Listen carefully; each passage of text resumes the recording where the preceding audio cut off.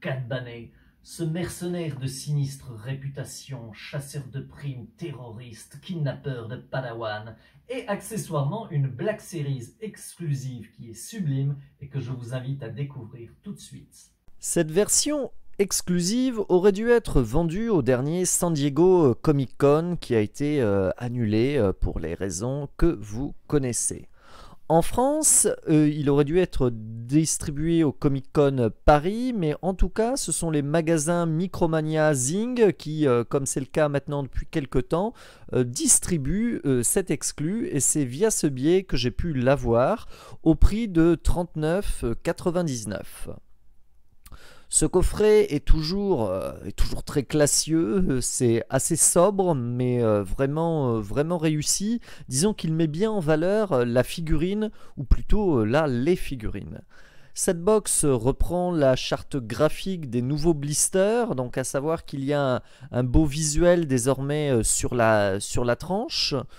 Et il reprend aussi les couleurs de The Clone Wars, l'idée étant, en assemblant les blisters, de reconstituer une fresque. Une fois la box sortie de son coffret, on peut admirer la figurine et ses accessoires.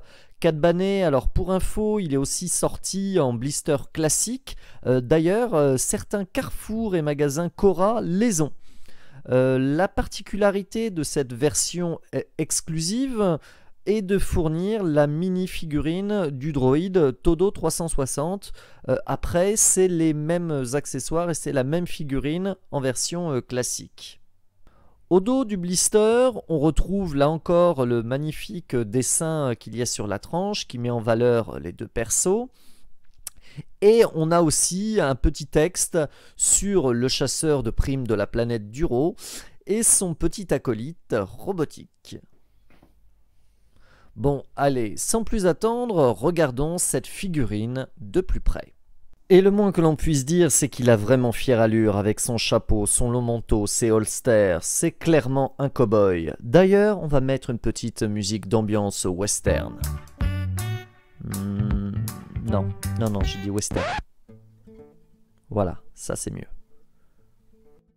Alors, je vous le dis d'emblée, je trouve vraiment que cette figurine pète vraiment la classe, et c'est pour ça que j'ai choisi en fait d'en faire la review. Il y a assez peu d'aliens et je trouve que Cad Bane est grave charismatique et que ça fait une super belle figurine.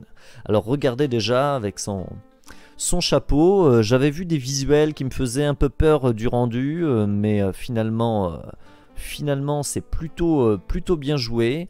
Au niveau, bien évidemment, donc vous le constatez, il est amovible. Au niveau de la head sculpt, c'est plutôt réussi. Et donc, là, je le découvre en même temps que vous, son respirateur est amovible également. C'est pas mal, ça. Alors, je sais même plus s'il l'enlève durant la série, mais bon, enfin, pour faciliter certains mouvements, ça peut être utile de pouvoir l'enlever. En tout cas, la head sculpt est vraiment réussie. Il a vraiment un sourire carnassier des plus inquiétants, hein. On montre clairement que c'est un perso redoutable. Vous pouvez donc lui enlever et lui mettre son chapeau à loisir. Je trouve qu'il lui va vraiment bien, hein.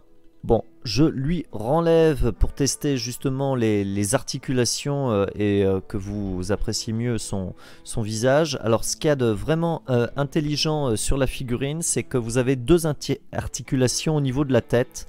Vraiment une au niveau du cou et une autre un peu plus haut, ce qui fait que vous pouvez justement bien lui faire prendre de nombreuses postures. Comme vous avez vu, donc le respirateur en plus suit bien et ne restreint pas les possibilités de mouvement, donc ça c'est plutôt cool.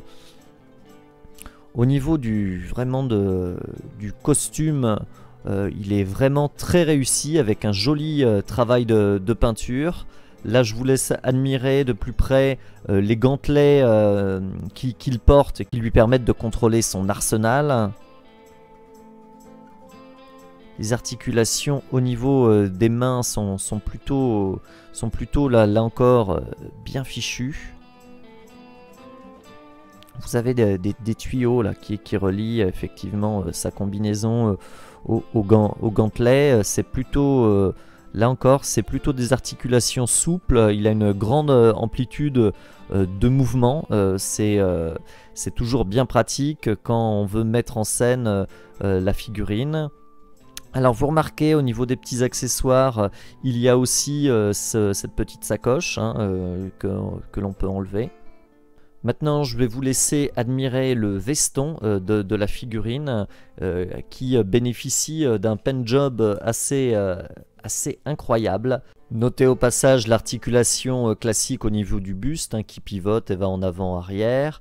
Le travail sur la ceinture avec toutes ces cartouches, le paint job sur les holsters, vraiment sur le manteau avec ses effets de salissure.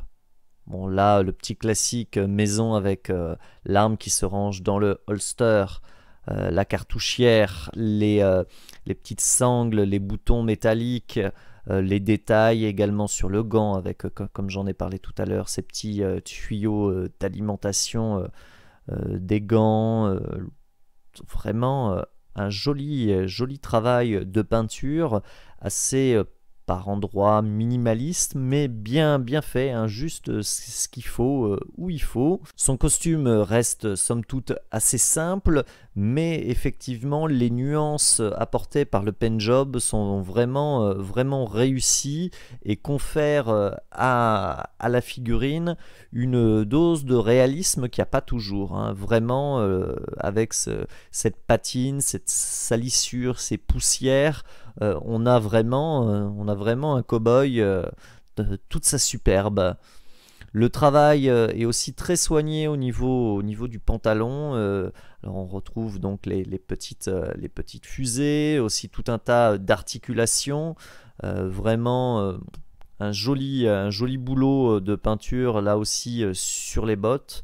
Et vraiment la force de cette figurine, c'est qu'elle fourmille, comme je vous l'ai dit, d'articulations, vraiment des articulations souples et nombreuses. On est sur l'un des points forts de la gamme, et avec un pen job relativement soigné, tout en nuances, vraiment du bon boulot. Côté accessoires, on retrouve donc les deux blasters. Là, c'est bien exécuté là encore, c'est deux flingues pour un cow-boy, c'est normal.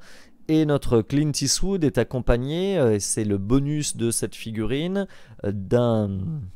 de cette figurine exclusive du petit droïde Todo 360 qui lui aussi est bien fichu.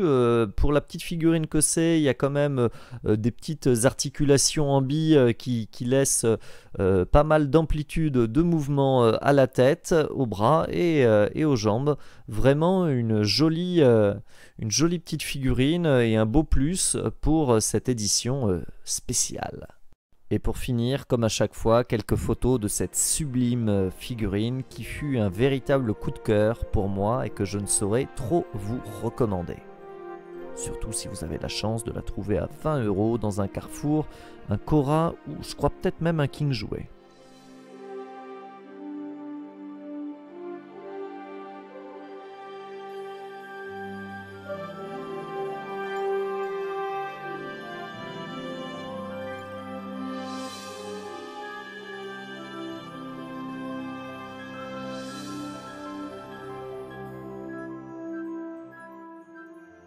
Cet épisode de Faites entrer Cat Banet est à présent terminé. J'espère qu'il vous aura plu. N'hésitez pas à me dire dans les commentaires ce que vous avez pensé de cette figurine. Et je vous dis à très bientôt sur The Max Rebo Collection.